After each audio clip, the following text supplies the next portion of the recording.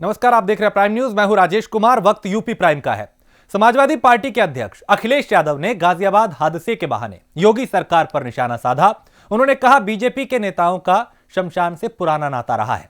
गाजियाबाद में बालू से लेंटर बना दिया गया। लोगों की मौत के लिए सरकार जिम्मेदार है। सरकार को कम से कम 50 लाख की मदद करनी चाहिए। वहीं अखिलेश यादव ने 2 दिन पहले वैक्सीन को लेकर दिए बयान पर सफाई दी और कहा कि मेरी पूरी बात को नहीं रखा गया। मैंने भारतीय साइंटिस्ट और वैक्सीन बनाने वालों पर कोई कमेंट नहीं किया। सबका सम्मान है, सबकी मेहनत को सलाम है। बीजेपी के फैसलों पर जनता को विश्वास नहीं। भारतीय जनता पार्टी के भाषणों में शमशान का रिश्ता तो बहुत पुराना है। भारतीय जनता पार्टी के नेता शमशान को बहुत पहले अपने भाषणों में कहते थे। हमें दुख है कि परिवार के लोग वहां गए और दुख में गए, इतनी पीड़ा में गए होंगे जिनके परिवार के सदस्य जिन्होंने खोया।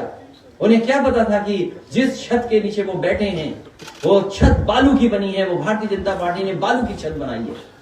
भारतीय जनता पार्टी से क्या उम्मीद करोगे जो शमशान के पैसे को भी लूट ले, शमशान के भ्रष्टाचार करती हो जो पार्टी, शमशान के काम में भ्रष्टाचार करती हो। क्या अधिकारियों पे कार्रवाई कर दी? कोई जिम्मेदार है उनकी मौत का? वो तो भारतीय जनता पार्टी की सरकार खुद जिम्मेदार है। क्या मदद करना है 2 लाख की? आपको 50-50 लाख रुपए देना चाहिए, क्योंकि आप शमशान को बहुत ज्यादा याद करते थे। और कोई घटना पहली नहीं हुई है, बनारस में भी इसी तरह घटना हुई है। बनारस में भी लोग, उनकी जान चली गई थी। उस समय भी हमने मांग की थी कि उन परिवार के लोगों की मदद हो, लेकिन सरकार ने क्या मदद की उनकी? वो फ्लाईओवर गिर गया, क्या था उसका? कौन जिम्मेदार था? भारतीय जनता पार्टी उसके लिए जिम्मेदार थी। और जो एक्सप्रेसवे बन रहा है, कई जगह, कुछ जगह तो गिरा, कुछ चीजें ऐसी बनी हैं जिसमें कोई क्वालिटी का मापदंड नहीं रखा गया, चटक गई है वो चीजें। इन्हें कोई दोषी है। और शमशान में जो जितनी 25 के लगभग संख्या बता रहे हैं कि लोगों की जान गई है, भारतीय जनता पार्टी खुद जिम्मेदार है उनकी मौत के लिए। समाजवादी पार्टी या मेरा खुद का बयान किसी भी साइंटिस्ट, किसी भी वॉलंटियर, जो लोग उसमें शामिल हुए हैं, चाहे वो किसी तरह के एक्सपर्ट्स हों, उन पे किसी पे सवाल नहीं है। सवाल भारतीय जनता पार्टी पर है, क्योंकि भारतीय जनता पार्टी ने जो जो फैसले लिए हैं वो फैसलों पर जनता को भरोसा नहीं है। क्या हमने नहीं चैनल देखे? क्या आपने नहीं चलाया? क्या आप दिखाना चाहते हैं? और फिर हम तो ये जानना चाहते हैं कि गरीब को फ्री कब मिलेगा? 1 साल में सबको वैक्सीन हो जाएगी, 2 साल में, 3 साल में? सवाल ये बड़ा है कि गरीब को वैक्सीन कब तक मिल जाएगी?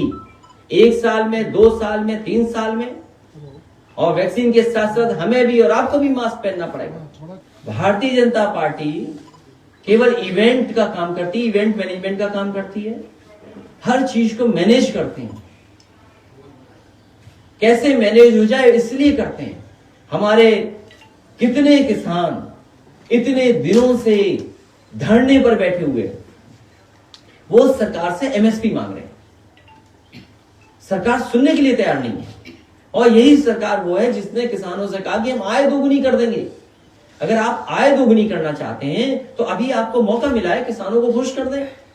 और इसी तरह जो सवाल आपने पूछा है, ये महत्वपूर्ण सवाल है, क्योंकि जब 1 करोड़ रोजगार और नौकरी देने की बात हुई थी तो इसी उत्तर प्रदेश में प्रधानमंत्री जी ने दिल्ली से वर्चुअली उद्घाटन किया था, तारीफ की थी कि सरकार ने कितनी नौकरी दे दी।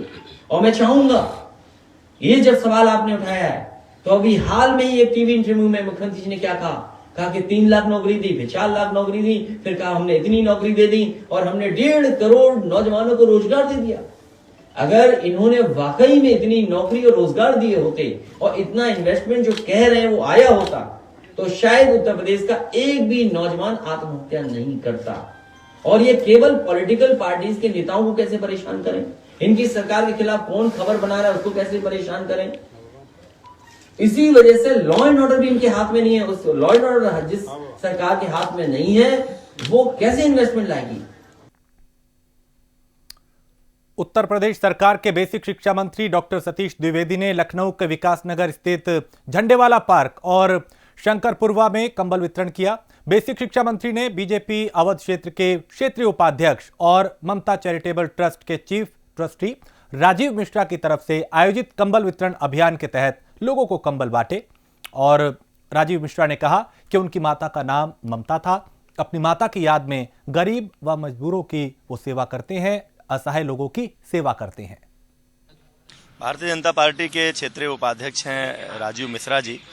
इन्होंने अपनी पत्नी की स्मृति में एक ट्रस्ट बनाया है, ममता चैरिटेबल ट्रस्ट, और उस ट्रस्ट के माध्यम से कोरोना काल में लखनऊ शहर के जितने ऐसे दलित, गरीब, वंचित, पीड़ित लोग थे जिनको भोजन की ज़रूरत थी, राशन की ज़रूरत थी, कपड़ों की ज़रूरत थी, दवाइयों की ज़रूरत थी, सैनिटाइजर और मास्क की ज़रूरत थी, लाखों की संख्या में ऐसे लोगों की इन्होंने सहायता की। और अब इन सर्दियों में एक कंबल वितरण का महाअभियान इन्होंने चला रखा है। मेधावी छात्र छात्रा जो गरीब परिवार के, उनको साइकिल का वितरण, ऐसी तमाम सारी सुविधाएं अनाथ बच्चों के, दिव्यांग लोगों के आवश्यकता की चीज़ें उपलब्ध करा रहे हैं। ट्रस्ट बहुत ही अच्छा काम कर रहा है। उसी ट्रस्ट के द्वारा आज यहाँ पर कंबल वितरण का कार्यक्रम था, जिसमें हम सभी लोग यहाँ आए थे। हमारे साथ भारतीय जनता पार्टी के महानगर के अध्यक्ष सुनील शर्मा जी और हम सभी लोग इस कार्यक्रम में शामिल हुए। संत कबीरनगर जिले में दबंगों से परेशान एक परिवार ने आत्मदाह की चेतावनी दी है। ये परिवार जिला कलेक्ट्रेट के सामने धरने पर बैठ गया। वहीं धरना दे रहे लोगों का कहना है कि उनके घर के पास ही एक दबंग ने जेसीबी से जमीन खुदवाकर मकान बनवाया। इस बात का जब इन लोगों ने विरोध किया तो दबंग ने धमकियां देना शुरू कर दी। इस मामले में पीड़ित परिवार ने पुलिस से मदद की गुहार लगाई, तो दूसरी तरफ पुलिस भी कार्रवाई ना करने का आरोप लगाया, यानी पुलिस पे कार्रवाई ना करने का भी आरोप लगाया। इस बात से परेशान परिवार अब धरना देने के लिए मजबूर है और धरना प्रदर्शन करने के बाद परिवार को जिलाधिकारी ने कार्रवाई का आश्वासन दिया है। मेरा मकान का मामला है। मेरे बगल में बंगाली डॉक्टर ने मकान हमारा अंडरग्राउंड के लिए जीसीबी से खुदवाया, जिससे मेरा मकान पूरी पश्चिम तरफ ढह चुका है। उस मकान में रहने योग्य नहीं है। मैं बार बार जिलाधिकारी कार्यालय पे आता हूँ न्याय के लिए, मुझे बार बार आना पड़ रहा है। अब मुझे एक सप्ताह के अंदर अगर न्याय नहीं मिला तो मेरा सब परिवार सहित हम लोग आत्महत्या करने को मजबूर हैं सर। हम लोग हमारा घर बनवाना, मेरा घर बंगाली डॉक्टर ने गिरवा दिया है। हमको न्याय चाहिए। 6 महीने से सर सब लोग कुछ नहीं कर रहे, देख के चले जा रहे हैं। न्याय नहीं मिलेगा, हम लोग आत्महत्या, पूरा परिवार आत्महत्या कर लेंगे। इस परिवार का जो मकान है वो एक साथ में एक प्राइवेट व्यक्ति अपनी कंस्ट्रक्शन कुछ कर रहा था और उसी समय उस कंस्ट्रक्शन की वजह से तथा इनका आरोप है कि इनका मकान क्षतिग्रस्त हो गया और काफ़ी डैमेज हो गया, इस लेवल का है कि उसमें रहा नहीं जा सकता। तो इसी में ये परिवार कुछ कॉम्पनसेशन की डिमांड कर रहा है उस दूसरे अपने प्रतिपक्ष से। तो इसमें इस केस में हुआ ये है कि हमारे द्वारा तत्काल उस व्यक्ति के विरुद्ध FIR दर्ज की जा चुकी है और थाने पर इनका सुलह भी हुआ है। वो ये व्यक्ति भी यही चाह रहे हैं कि सुलहनामा एग्जीक्यूट हो जाए। तो हम लोग पुनः एक बार कोशिश करेंगे कि वो सुलहनामा एग्जीक्यूट हो और जैसे ये चाह रहे हैं इनके, क्योंकि इनका यदि नुकसान हुआ है तो हम भी चाहेंगे कि इनकी प्रतिपूर्ति हो और ये भी अपना जीवन यापन दोबारा से ठीक से कर पाएँ। तो हमारी एक बार फिर से ये कोशिश रहेगी और मुझे पूरी उम्मीद है कि ये सुलहनामा एग्जीक्यूट हो जाएगा। नहीं तो जो भी नियम के अनुसार कार्रवाई है वो तो वैसे भी चल रही है और वो और त्वरित गति से इसको करवाई जाएगी। मुख्यमंत्री योगी आदित्यनाथ ने आयुष विभाग के तहत नौकरी पाने वाले सफल अभ्यर्थियों को नियुक्ति पत्र सौंपे। लखनऊ में मुख्यमंत्री ने लगभग 1065 नए चिकित्सकों को नियुक्ति पत्र दिए।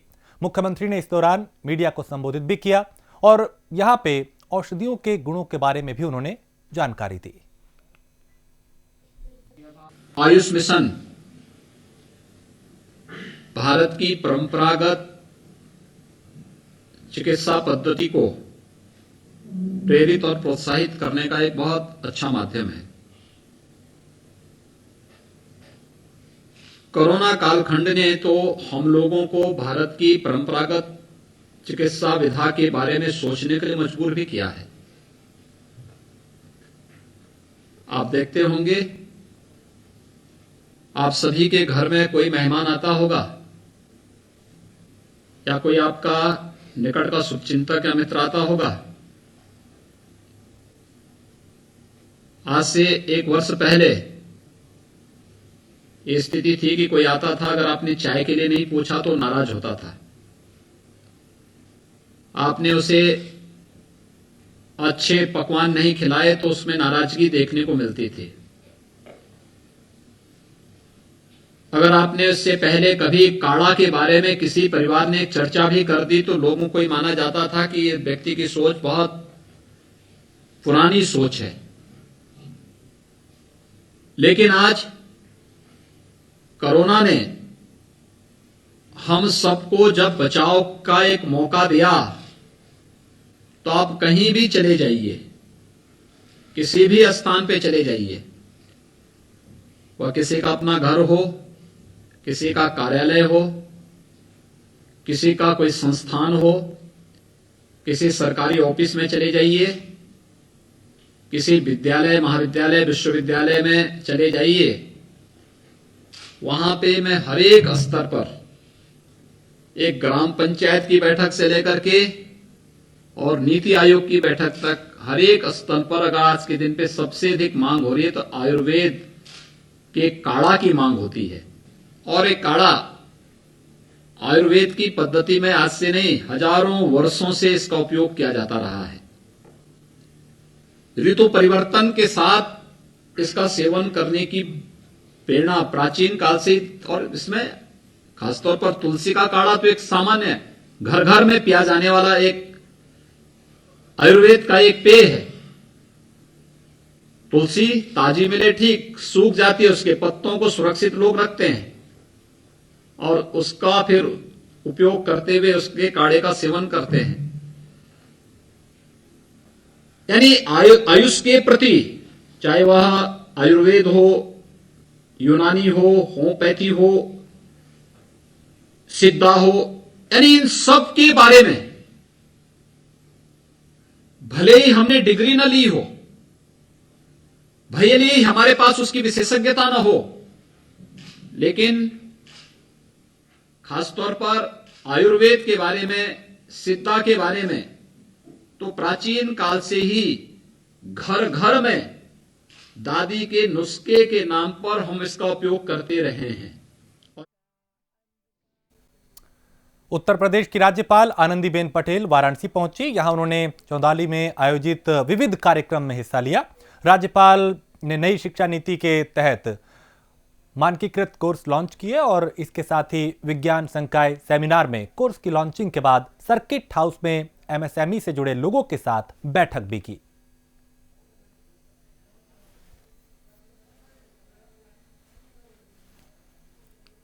आज से आंगनवाड़ी वर्कर्स का जो मेरे आंगनवाड़ी की वर्कर्स हैं, जो सुपरवाइजर्स हैं, सीडीपीओज हैं, उनका विद्या भारती के सहयोग से और माननीय राज्यपाल महोदय के मार्गदर्शन से हम लोगों ने आज एक प्रशिक्षण शिविर जो 3 दिन चलेगा उसका आयोजन किया है कि किस तरीके से जो नई शिक्षा नीति है उसमें जिस तरीके से काम होना है, आंगनवाड़ी के स्तर पर बच्चों को जो जिस तरीके से शिक्षित करना है, उन चीज़ों का पूरा प्रारूप तैयार करके और उसका शिविर आज 3 दिन के लिए हम लोगों ने लगाया है।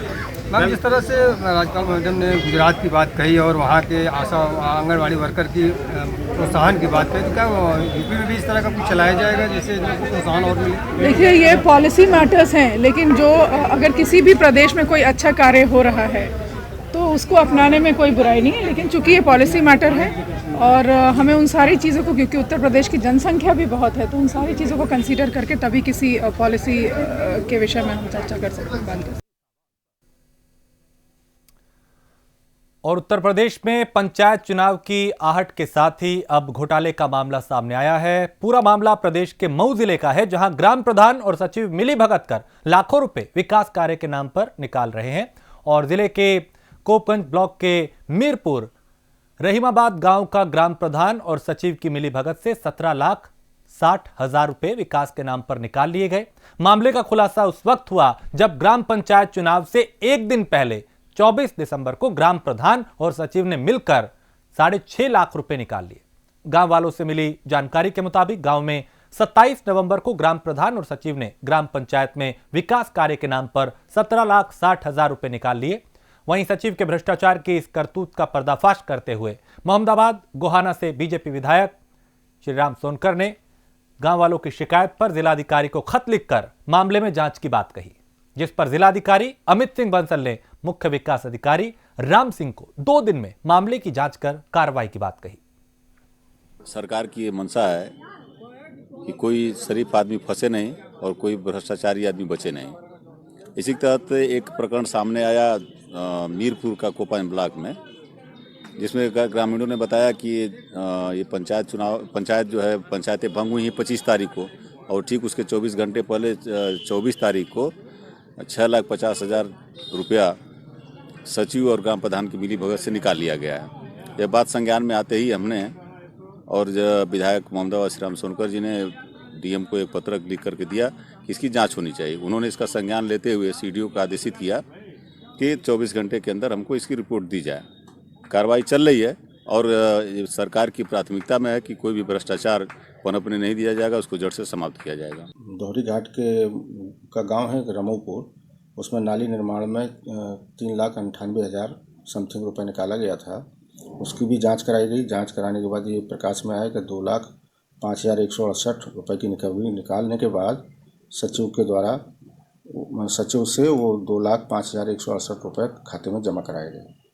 सर मीरपुर गांव में ही सर एक पत्रक गांव वालों ने अभी दिया है फिलहाल, जिसमें उन्होंने दिखाया है कि 24 तारीख को भी पैसा निकाला गया है, कुछ करीब 6 लाख। वही प्रकरण है। उसमें FIR कराई गई और ये स्पष्ट निर्देश दे दिए गए हैं उसमें कि इस तरह के प्रकरण संज्ञान आने पर गंभीर धाराओं में FIR दर्ज कराई जाएगी और रिकवरी कराई जाएगी। सरकार के तमाम कोशिशों के बाद भी प्रधानमंत्री आवास योजना में पात्रों को पक्के मकान नहीं मिल पा रहे और सरकारी अधिकारी ही इस योजना में पलीता लगा रहे हैं। योजना में पात्र लाभार्थियों को अपात्र दिखाकर अन्य लोगों को आवास आवंटित किए जा रहे हैं। जनपद बिजनौर के ग्राम झलरा में भी ऐसे ही मामले सामने आ रहे हैं और यहां पात्र श्रेणी में आने वाले लोगों का प्रधानमंत्री आवास योजना की भी सूची में नाम आया था। इसमें काफी पात्र लोगों के आवास बनने थे, लेकिन कुछ ऐसे लोगों के आवास आवंटित किए गए हैं जिनके पास पहले से ही अच्छे मकान हैं और जो पात्रता में नहीं आते। वहीं कुछ परिवार पात्रता में नाम आने के बाद भी झोपड़ी में जीवन बिताने को मजबूर है, लेकिन उनको आवास नहीं दिए जा रहे। सूची में भी नाम आ गया था मकान की। मैं कल सेक्रेटरी के पास गया, मैंने सेक्रेटरी से पता करा। सेक्रेटरी साहब का मतलब मेरा नाम था, नाम दिखाइए, तो वे बोले जी हमारा हाथ में कुछ नहीं है, तुम्हारा नाम कट चुका मकान में से, आप बिलोक जाइए, बिलोक जाके पता करिए। मैं बिलोक भी गया। बिलोक जो है किसी अधिकारी ने भी मेरे जो है ना कोई भी बात नहीं सुनी, अनदेखा कर रहे हैं और ये नहीं बता रहे कि तुम्हारा नाम कटा है या नहीं हुआ है। उन्होंने सीधा कह दिया कि तुम्हारा नाम कट चुका है, झलरे में भी जो है 4 मकान बनेंगे। और जो सर्वे हुए थे वे तो लिख के ले गए थे, कहते थे उन्होंने फ़ोटो खींच के ले गए थे बेचारे। अने का नाम बेचारा बनने लेक है मकान, ये पात्र है। फिर पता नहीं ये बिलोक में बात गई, बिलोक में पता नहीं कैसे इन्होंने डिसमिस करा। योगी सरकार लगातार किसानों को लेकर गंभीर है और लगातार यह प्रयास किया जा रहा है कि किसानों की आर्थिक हालत को ठीक किया जाए। इसी क्रम में LDA द्वारा लैंड पुलिंग को लेकर ग्राम बक्कास में पंचायत की बैठक किसानों के साथ की गई। साथ ही किसानों को योजना में जमीन देने के लिए भी प्रोत्साहित किया गया और उनको जोड़ने के लिए LDA द्वारा फॉर्म भी दिए गए। इस बैठक में LDA के संयुक्त सचिव DM कटियार और नायब तहसीलदार वो भी मौजूद रहे। कानून गो पूर्णिमा तिवारी के साथ 4 गांव के लेखपाल वो भी यहां पे मौजूद रहे। इस बैठक में मुख्य समस्या छोटे काश्तकारों ने यह बताई कि जमीन देने और उसके विकसित होने के बीच किसान की आजीविका कैसे चलेगी। साथ ही किसानों में यह भी डर है कि अगर कोई भूमि गैर कृषि भूमि है तो क्या सरकार उस पर कोई अतिरिक्त कर देने वाली है।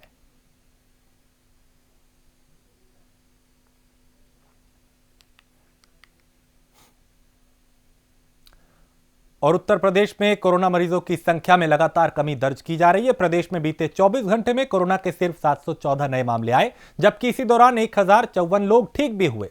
प्रदेश में धान खरीद का सिलसिला जारी है। इस बार पिछले साल की तुलना में करीब 1.5 गुना ज्यादा धान खरीदा गया। यूपी सरकार की तरफ से प्रेस कॉन्फ्रेंस करके कई चीजें बताई गई। अभी कुछ दिन पहले आप लोगों को हमने जानकारी दी थी कि लखनऊ में 6 अस्पतालों में ये ड्राई रन कराया गया था। अब पूरे प्रदेश में वैक्सीन लगाने की पूरी प्रक्रिया का एक ड्राई रन किया जाएगा, ताकि जैसी वैक्सीन प्राप्त हो, वैक्सीन लगाने में और उसको ट्रांसपोर्ट करने में, उसको स्टोरेज करने में, कोल्ड चेन के अंतर्गत किसी प्रकार की कोई कमी ना छूटे।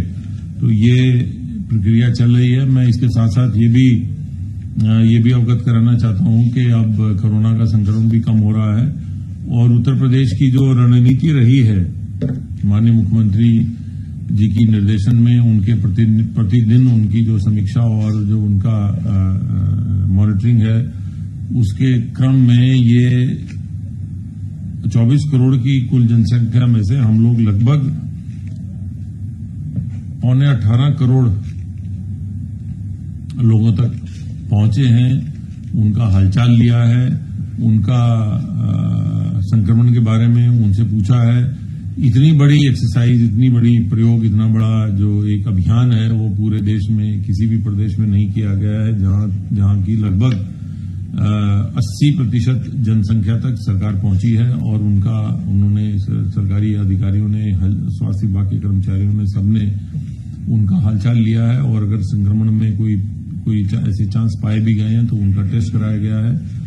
ये एक बहुत बड़ी प्रक्रिया रही है जिसके कारण केसेस में कमी आई है और अब लगभग 12,000 के आसपास, जैसा भी प्रमुख सचिव स्वास्थ्य ने बताया, कम हो गए हैं केसेस। संक्रमण कम होने से कंटेनमेंट जोन और हॉटस्पॉट भी कम हुए हैं।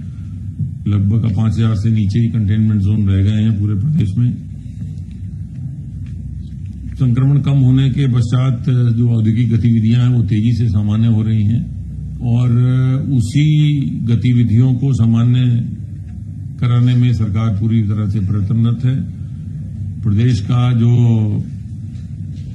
विभिन्न स्रोतों से आय है वो पिछले वर्ष दिसंबर में जो आय हुई थी वो इस वर्ष दिसंबर में उससे लगभग 2400 करोड़ रुपए जो प्रदेश सरकार को टैक्स और ये सभी आय होती हैं उनमें बढ़ोतरी हुई है। ये साफ दर्शाता है कि प्रदेश में औद्योगिक गतिविधियां, सामान्य गतिविधियां तेजी से सामान्य हो रही हैं और प्रदेश सरकार का जो राजस्व है उसमें पिछले साल के दिसंबर के मुकाबले इस वर्ष दिसंबर में 2400 करोड़ की बढ़ोतरी ये दर्शाता है कि प्रदेश में सभी गतिविधियां सामान्य हो रही हैं। विगत 24 घंटों में संक्रमण के 714 नए मामले सामने आए हैं। इसी अवधि में उपचारित होकर डिस्चार्ज होने वालों की संख्या 1054 है और इस समय एक्टिव इन्फेक्शन के केसेस की कुल संख्या 12,505 रह गई है।